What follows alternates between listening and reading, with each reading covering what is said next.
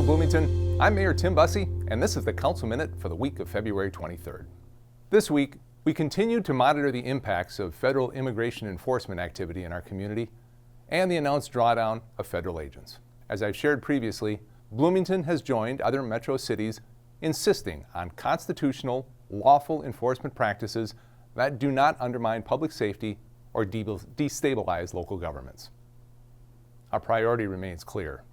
We want all residents to feel safe calling 911, sending their kids to school, accessing city services, going to work, seeing their doctor, getting groceries, in short, living their lives. While we don't know yet the specifics of the economic impact of Operation Metro Surge, we do know that businesses across Bloomington have been affected. Staff have made site visits to more than 30 businesses in recent weeks and have heard many examples of lost revenue due to staffing challenges, reduced customer traffic, or temporary closures. Last week, the Bloomington Port Authority authorized up to $400,000 in assistance for Bloomington small businesses that have been impacted by enforcement activity and the broader economic uncertainty. The funds are already part of the port budget and will be reallocated from existing business assistance programs. The port will partner with Bloomington-based nonprofit Next Stage to design and deploy an initial $200,000 grant program. We certainly understand the importance of ensuring that the program structure is sound, that the criteria for distributing funds are transparent and equitable, and that verification and necessary follow-up are absolute musts. These one-time $10,000 grants are not a long-term solution. The goal is to provide a bridge to help businesses to get to the other side of this crisis. Similarly, the $350,000 the city allocated for rental assistance and the $250,000 the city made available for food assistance aren't going to solve those issues either. This is a crisis not of our own doing. It's going to take resources, hard work, and time to overcome the chaos, the ignoring of constitutional rights, and the cruelty brought down on Minnesota by our own federal government. Most importantly, it's going to take this community continuing to work together.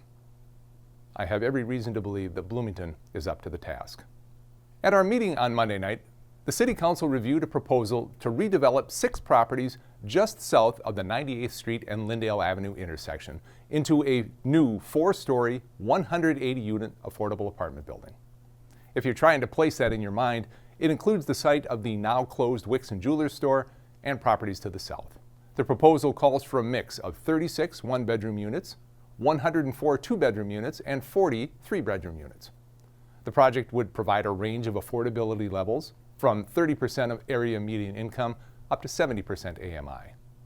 The project also includes on-site amenities, including underground parking, fitness facilities, a kids' activity room, community room, and an outdoor courtyard, playground, and patio space. To move forward, the project required several land use actions, including a comprehensive plan amendment, a rezoning, approval of preliminary and final development plans, and a plat to combine the 6 parcels into one. This area has been guided as high-density residential in the Bloomington Comprehensive Plan since at least 2000. And the proposed redevelopment meets a number of goals outlined in the Comprehensive Plan, including infill development and intensification, support for affordable housing, and coordinating land use and transportation resources.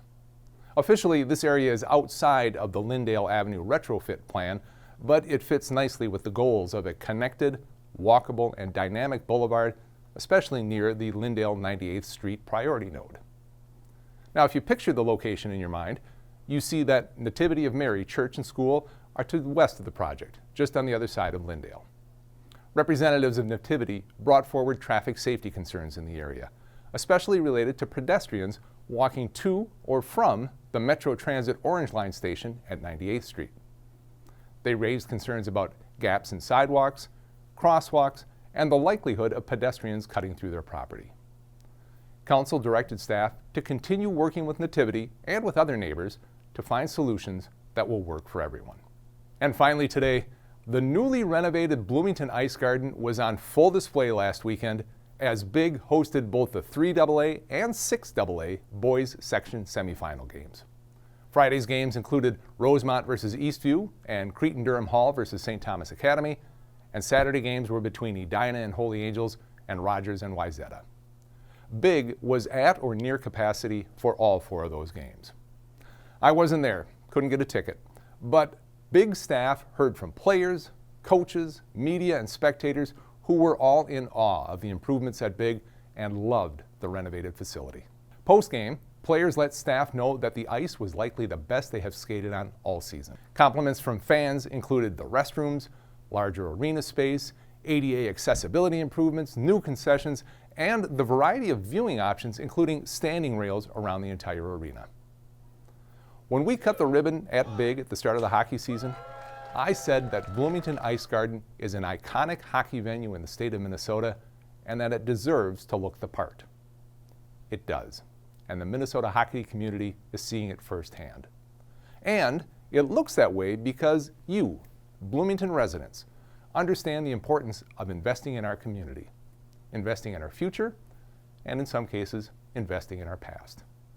Thank you. That's it for this week's Council Minute. Thank you much for watching. Until next time, stay safe, Bloomington.